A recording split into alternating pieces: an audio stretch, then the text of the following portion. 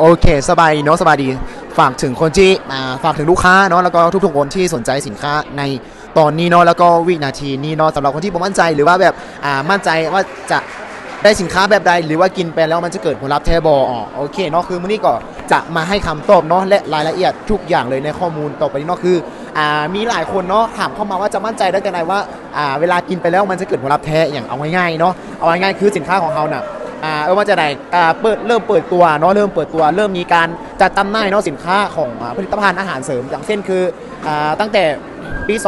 2008เนาะเข้ามาเป็นปี2018แล้วมันเกินมาเป็นหลายกว่าปีแล้วเนาะสินค้าที่ดีแบรนด์ที่ดีมันต้องอยู่ได้ดนและมีคนสนใจและเกิดผลลัพธ์อย่างแน่นอนมันเป็นสินค้าคุณภาพโมเมนต์แบรนด์ที่ดังแล้วดังปุ๊บแล้วก็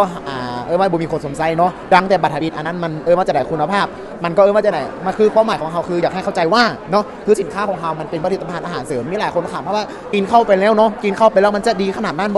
มันก็บ่ได้ถึงขนาดนั้นเนาะมันก็แบบมันจะเป็นตัวนึ่งเนาะเป็นตัวนึ่งที่ช่วยให้ร่างกายของเรานั้นมีความสดชื่นและกลับมาเป็นเด็กหรือว่ากลับมาเป็นความเยาว์วัยอีกเทื่อนึงเนาะกลับมาเป็นวัยหนุ่มอีกครั้งนึงคืออย่างเช่นคือคนอายุ45 ปีหรือว่าถึง50 ปีแบบมาเริ่มเสื่อมแล้วตัวนี้มันก็เป็นตัวช่วยอีกหนึ่งอย่างที่ให้ร่างกายของเรามันแข็งแรงและบ่มีผลข้างเคียงและบ่มีสารเคมีใดๆเนาะเพราะว่าตัวนี้คือถ้าหากทุกคนเนาะสำหรับท่านสายยิ่งกินไปมันยิ่งดีต่อสุขภาพแน่นอนคือรับประกันการันตี1,000,000%นะตัวนี้เนาะถ้าหากบ่ดีบ่มีคำมาบอกต่อแน่นอนเพราะว่าอันนี้ในตัวเอเล็กเองมันก็กินมาตั้ง2 ปีคือระยะ2 ปีเนี่ยถามว่ามันเกิดผลลัพธ์หลายบอคือแน่นอนแหละบางคนลูกค้าเนาะรวมทั้งลูกค้านำรวมทั้งตัวของเอเล็กนำเนาะที่สนใจสินค้าและลูกค้าคนที่แบบน้ำเสื้อน้อยหรือว่าน้ำเสื้อโบถึง 80% แล้วโบสามารถเกิดมีลูกได้แบบนี้เนาะก็สามารถสั่งซื้อได้จากตัวแทนจำหน่ายทุกๆคนเนาะอยู่นครหลวงอาจารย์เพราะว่าสินค้าของเขาเนาะผ่านออยหลายกว่า38ประเทศใน38ประเทศในทั่วโลกและตอนนี้มาขยายตัวว่าสินค้า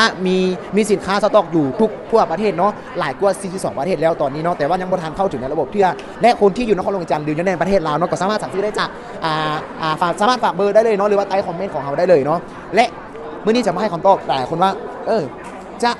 เพราะว่าอย่างหลายคนไม่มั่นใจว่าจะได้สินค้าบัวอยู่ต่างแข่งเนาะเพราะว่าอย่างคือสูตรของเราตั้งอยู่บ้านพ้นจินวันเมืองศรีสัตนานามแข่งนครหลวงอาจารย์เอาไว้ง่ายเลยสำหรับคนที่สั่งซื้อแน่นอนเลยห้าสินค้า 100% เนาะตัวนี้ 100% เลยเพราะว่า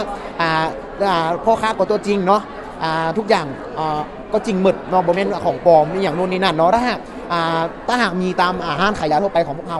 อันนั้นจะเป็นของปลอมเนาะเอาง่ายๆแหละผลลัพธ์ที่ดีมันบ่ได้อยู่เพียงระยะสั้นแต่มันต้องอยู่เพียงระยะยาวเราต้องบึ้งกันระยะยาวเนาะเอาง่า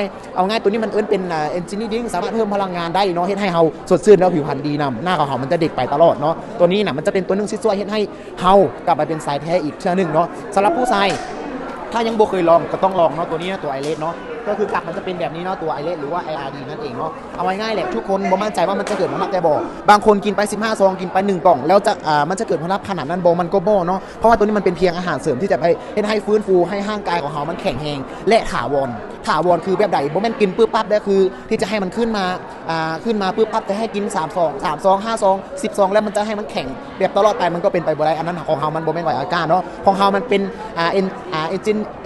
energy เนาะ energy drink สามารถเพิ่มพลังงานและให้ฟื้นฟูร่างกายของเรามันแข็งแรงหลายขึ้นถ้าทุกคนกินเท่าไรยิ่งดีต่อสุขภาพเท่านั้นยิ่งดีต่อการปราศจากโรคเนาะตัวนี้เนาะเพราะว่าร่างกายของเรามันแข็งแรงมันเฮ็ดให้ระบบเลือดระบบทุกอย่างสมองออกซิเจนหรือว่าแบบทุกอย่างเนาะเฮ็ดให้มันแข็งแรงได้สามารถต่อต้านโรคได้เพราะฉะนั้นการออกกำลังกายนั่นคือเป็นการที่ดีถ้าหากทุกคนบ่มีเวลาก็แนะนำตัวนี้เนาะเพราะว่าตัวนี้มันสามารถไปทดแทนได้ตัวไอเลสเนาะถ้าเราคนที่ใจก็อย่าลืมเนาะทักทายกันเข้ามาได้เนาะทักทายกันถามเข้ามาสอบถามกันได้ที่เนาะที่ตามคอมเมนต์เลยหรือว่าเบอร์020974216ว่าอันนี้เป็นเบอร์ส่วนตัวของติดต่อโดยตรงเลยเนาะเพราะว่าพ่อค้าก็อยู่บนนี่เนาะบึงหน้าเป็นเลยเนาะโอเคเนาะสำหรับคนที่ใจก็ฝากถึงเนาะฝากคนที่แบบมีปัญหาประสบปัญหานี้อยู่เนาะมื้อนี้ก็จะไม่แนะนำแต่เท่านี้เนาะมื้ออื่นเราเจอกันใหม่เนาะสำหรับไอเลส